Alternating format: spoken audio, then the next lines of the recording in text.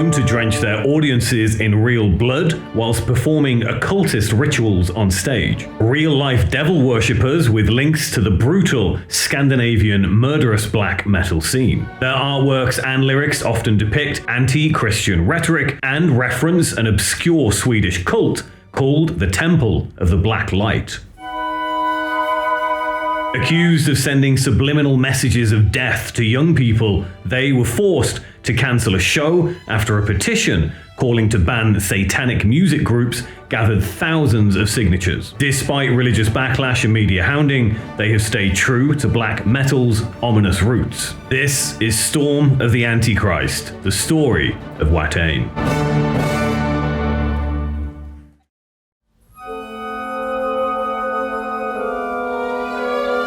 I think anyone would be surprised to hear of a black metal band winning a Grammy Award. The Grammys have always been seen and perceived by most as a ceremony to honor artists that kind of suck. There are exceptions, of course. We have in the past seen groups such as Metallica win several Grammys for categories such as Best Metal Performance and Best Rock Album. Likewise for Slayer, Black Sabbath, Judas Priest, Slipknot, and even Motorhead have all been blessed with the Golden Gramophone. I'm not sure Motorhead ever gave a shit though, really. Lemmy probably would have preferred a bottle of Jack. The Grammy-nominated Motorhead.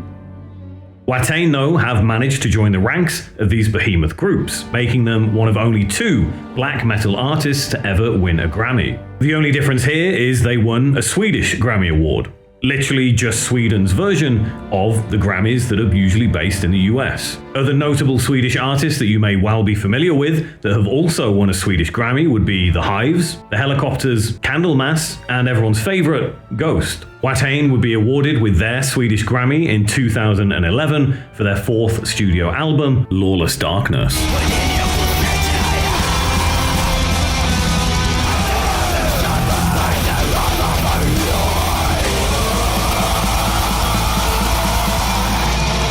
Norway also has their own Grammy event and in 2021 decided to present Mayhem with a Norwegian Grammy Honorary Award in recognition of their contributions to black metal. They left out all the church burnings and murder though. No awards for that stuff. So considering black metal is one of the most extreme forms of metal, really only secondary to death metal, how did Watain manage to attain such glorious recognition? Well, to understand that, we need to understand Watain, their beliefs, and their origins. What first got me into metal music was Metallica. They were everywhere because they were just about to release the Black Album. Guys at school were talking about this band that I should check out. I grew up with the Beatles and the Rolling Stones, and a lot of music in my family house, but there was never any really much other new music coming in. Kids get really into football or video games. I got really into music and metal. And what a great world for a kid to discover. You had MTV. I used to sit with friends and just watch music videos after school over and over again. We didn't turn the TV off until MTV Raps came on. Also, they had Headbangers Ball. That was where we first heard about Morbid Angel, Slayer, and stuff like that. Vocalist Erik would quickly discover that there was much more to metal than Metallica. My best friend at the time, he had an older sister. We would have been around 12 and she was about 18 and she traveled a lot to Norway. She was very into the black metal scene and occultism and Satanism. So she told us basically to take off those Metallica shirts and start wearing black instead and listen to Bathory and Mayhem. Bathory, Mayhem, Darkthrone and Burzum, I think, and that was right around the time of the church burnings, so there was a lot about that in the newspapers. Bathory, of course, are absolute legends within the history of black metal, while specifically Quorthon.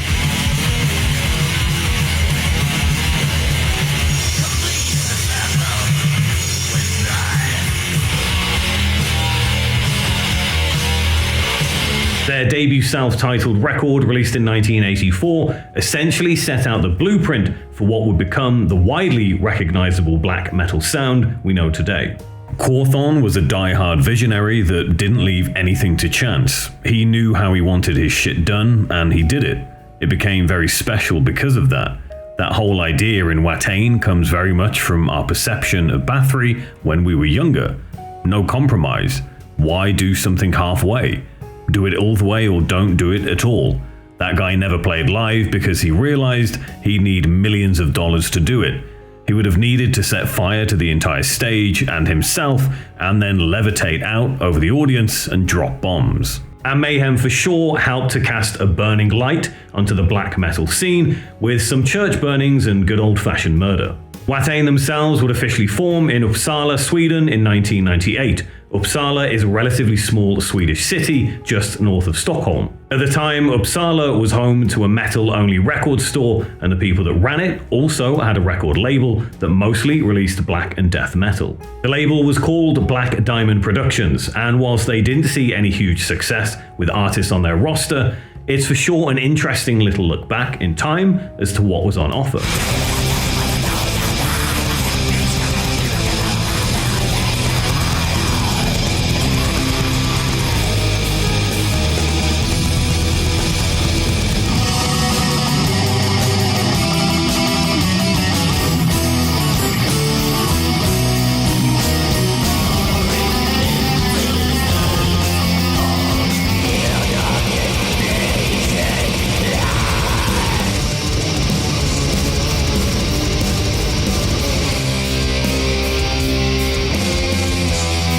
Some of the more established black metal bands that Erik was in contact with would open his eyes to groups such as German thrash metal group Dissection.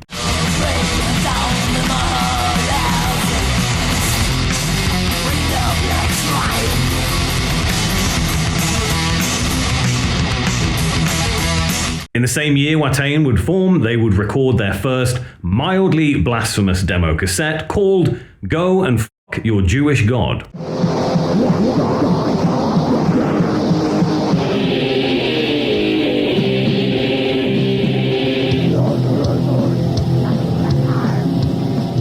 A year later, they would put out their first official release, an EP called The Essence of Black Purity via Grim Rune Productions.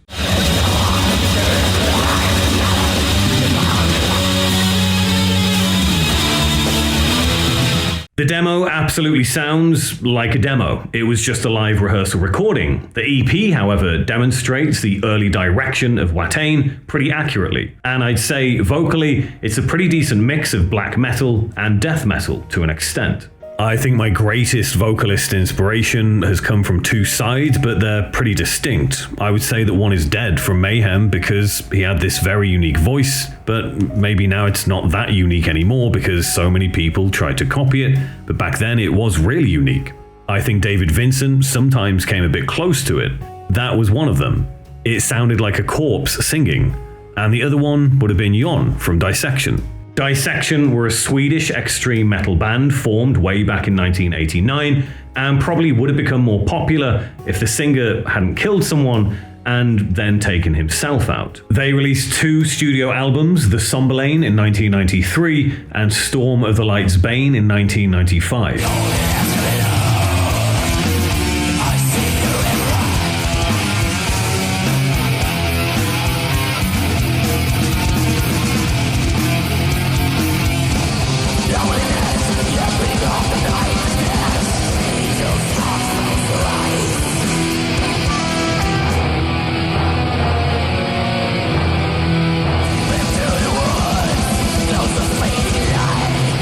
Both records were a big influence on the sound of Watain, and honestly should have received much more attention overall. It seems that people will never stop thinking about what band goes in whose footsteps, how close a sound is to another, and other things that in the end are completely irrelevant in relation to the great abomination from which both Dissection and Watain were born out of.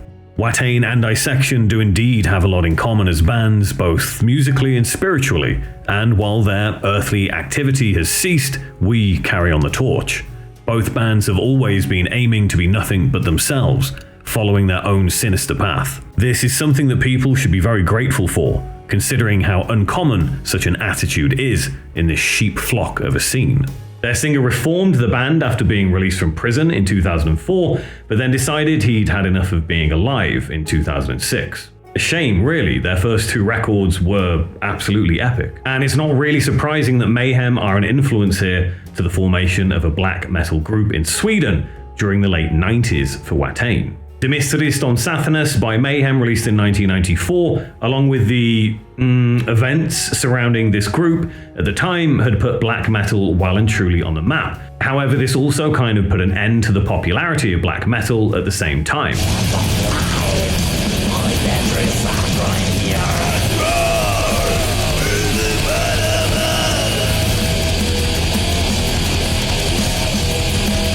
And as quickly as it rose from the underground, it was buried just as fast. And just to list a few more, I guess, common influences for Watain would be Iron Fist by Motorhead, Ride the Lightning by Metallica, Altars of Madness by Morbid Angel, and if you want a slightly more obscure influence, Servants of Darkness by Swedish black metal legends Niflheim.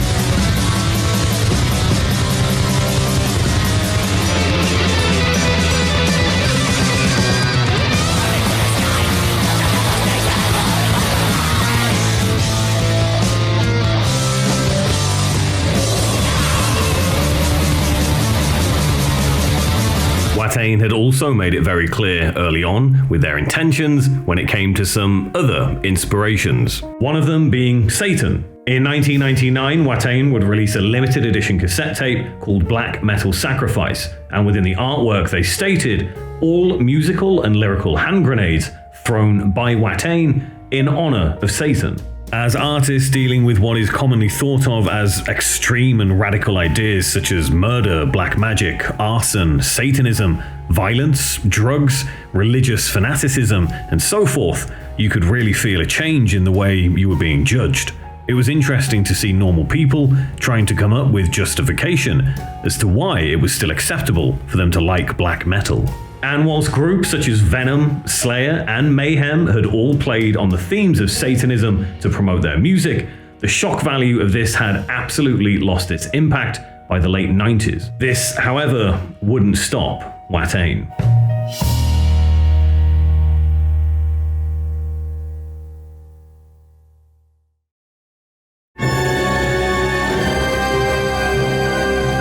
Rabid Death's Curse, the first full-length studio album by Watain, would be released in the year 2000, and it was packed full of satanic references and ideologies to Lucifer.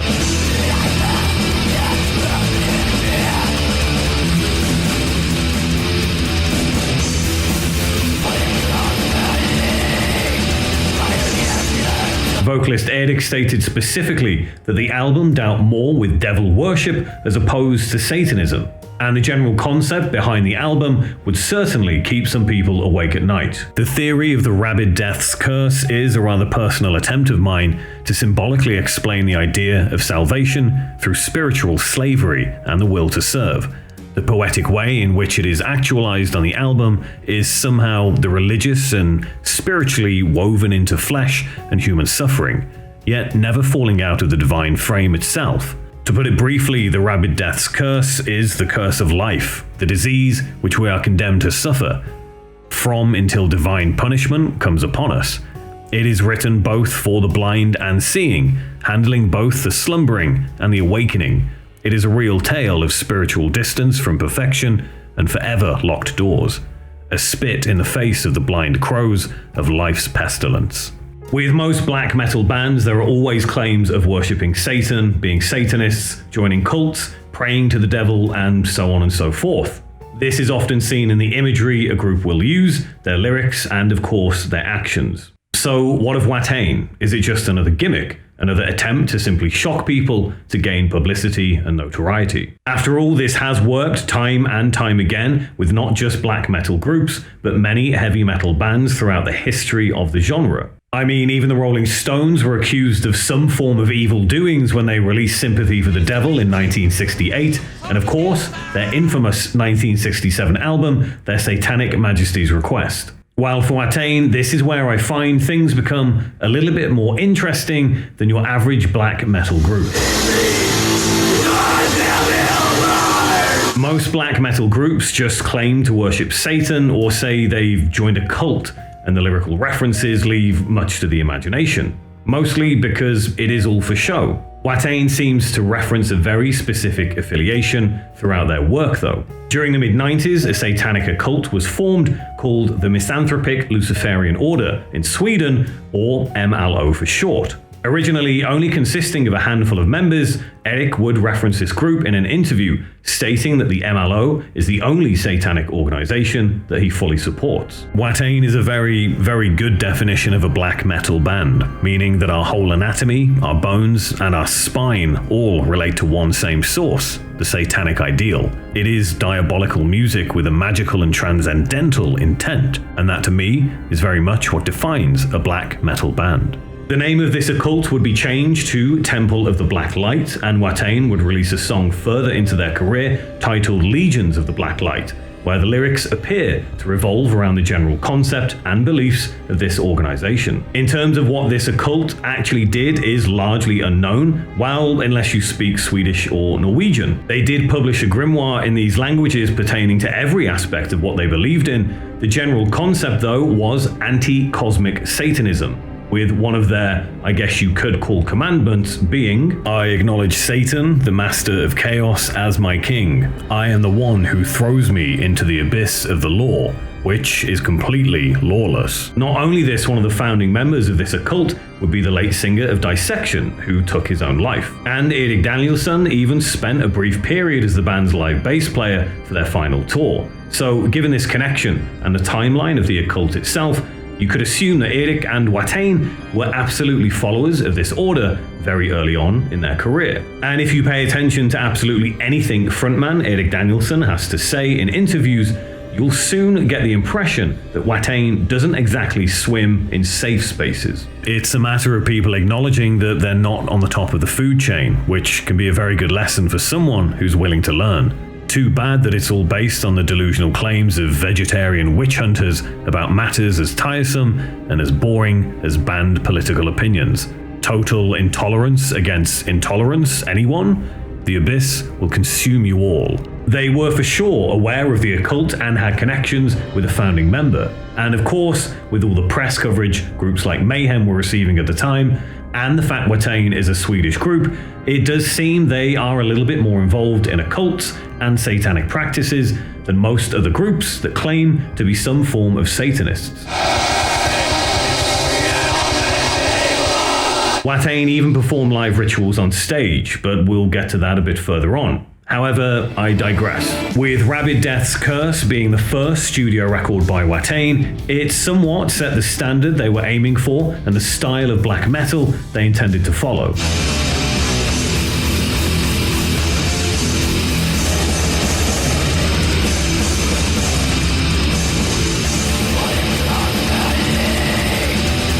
What I love about this record is the raw sound they decided to capture. In the year 2000 as well. In 2001, Slayer released their 9th studio album, God Hates Us All, and you can for sure tell that they made use of every single modern piece of recording and production technology they could get their hands on. I mean, even Korn's 1998 record, Follow the Leader, has that modern, polished commercial metal sound to it, released 2 years before Watain's debut. And I am by no means saying there is anything wrong with the recording or production of Rabid Death's Curse, or am I comparing it to Korn? Simply that for this time period, Watain could have chosen to go for that super commercially polished metal vibe, such as Slayer or Korn, but chose to retain the element of death and magic within their sound.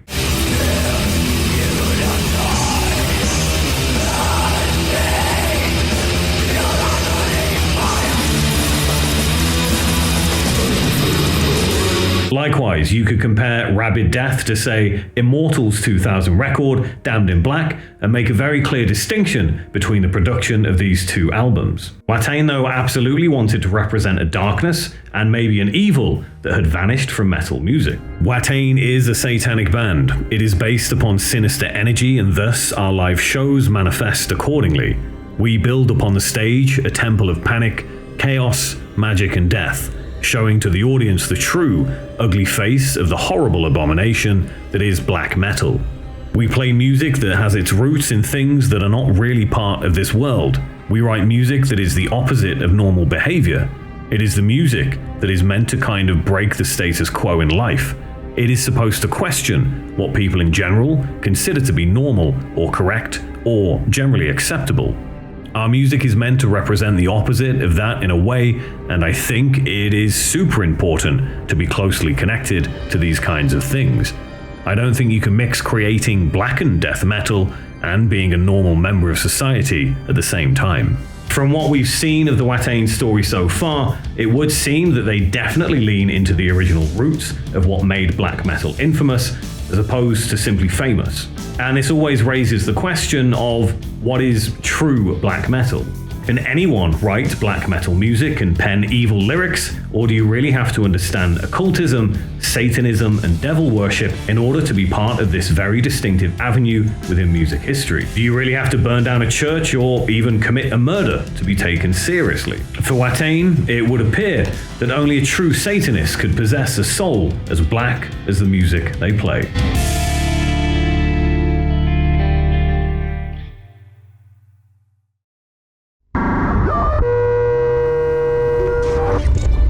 Watain's first 3 studio albums would stay pretty much underground in terms of commercial success. Rabid Death's Curse in 2000, Casus Luciferi in 2003, and Sworn to the Dark in 2007.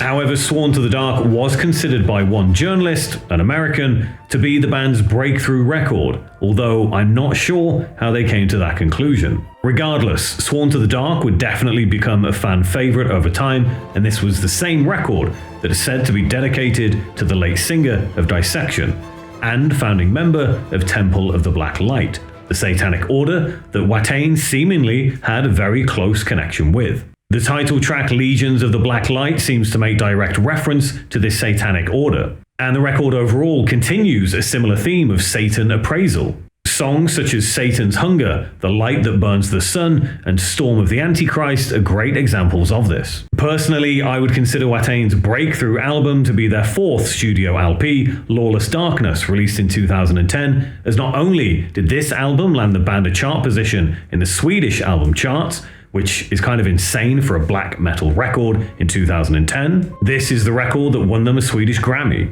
In a country like Sweden, it is about time, for here it has been neglected and stupefied by the mass media for years. While legends such as Dissection and Bathory have been writing and releasing some of the most monumental albums in music history, the Grammy that we have won with Watain is a step towards rectification in that matter, and a sign of the artistry and infernal creativity that permeates Watain and this genre in being taken seriously. Not only this, Lawless Darkness would enter the top new artist albums charts at number 42 in the United States. The record also featured a cover of Chains of Death by Italian heavy metal group Death SS.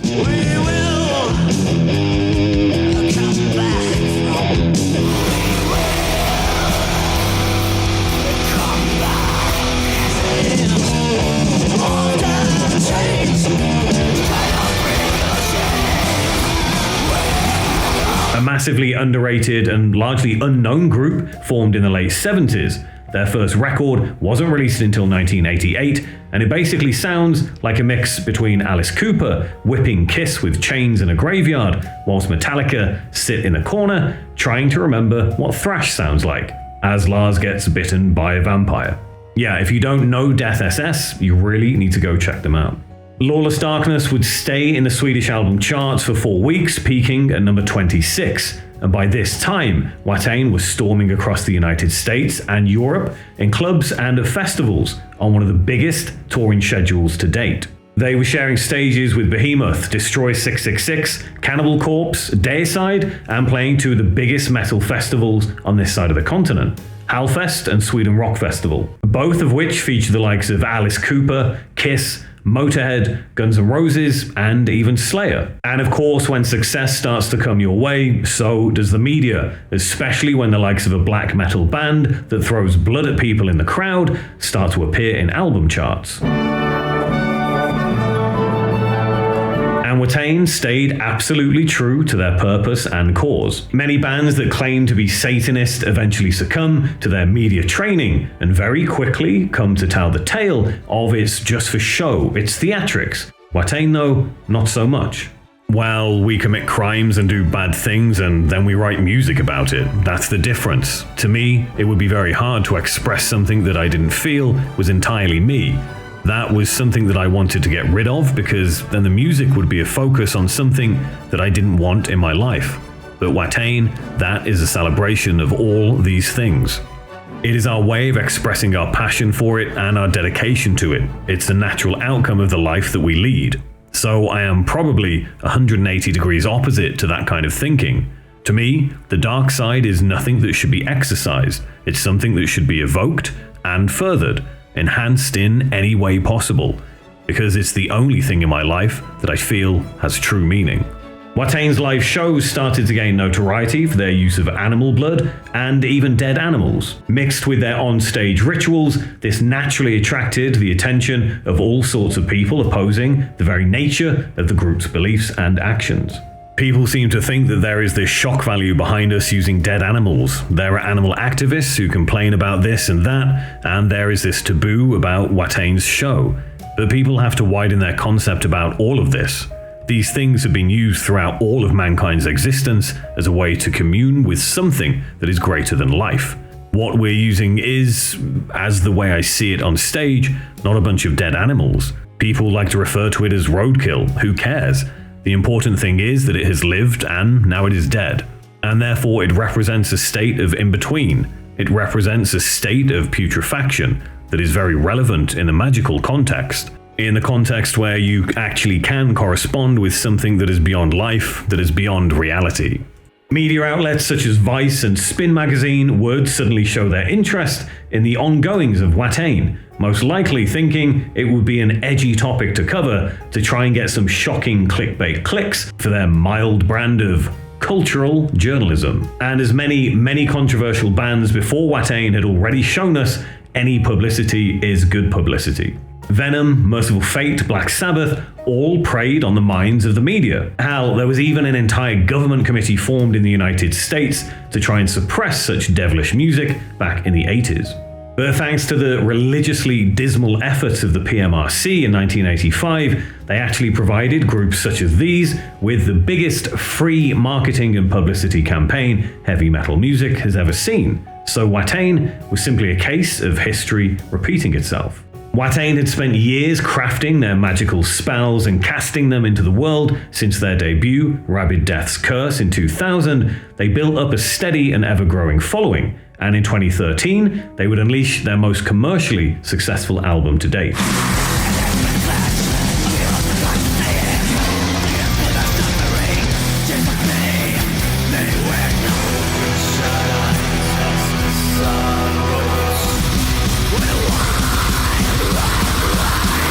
Their fifth studio record, The Wild Hunt, would be released by Century Media Records in August of that year, and would bring Watain some exceptional recognition. The Wild Hunt would reach number 158 in the US Billboard Top 200, number 6 in the Billboard Heatseekers album charts, and would also land them their first number 1 album in their home country of Sweden. And let's not forget that this is still classed as a black metal record. It's kind of wild to have a black metal record sitting just a few spots away from Justin Timberlake and Willie Nelson in the same week and on the same chart. And of course, the media would continue to try and reveal Watain as frauds and fakes that simply put on a good old theatrical show to sell tickets and records. And no doubt many true black metal fans out there will be sat watching this stewing in their own cesspool of judgment in what they deem to be real black metal. One such journalist tried their best to make a mockery of Watain vocalist Erik Danielsson in an interview in 2015 by suggesting it's all just for the cameras. Addict's response: I have not spent the last 15 years doing something unauthentic on stage. If I had, that facade would most likely have crumbled a long time ago, like all things built on hypocrisy and deceit. In accusing me of being a charlatan on stage, you place yourself among the vast herd of shallow-minded children that have no insight whatsoever in the sizzling furnace that animate artists such as myself and many before me. I am who I am, and as far as maintaining goes, that is all there is to it. The fact that people such as yourself find it impossible to relate to the parts of myself that are being emphasized in Watain as anything more than an image says more about you than me. This is what I love about Watain. They are Watain. They are not a facade. They are not an image of perception. They have lived black metal. They do live black metal.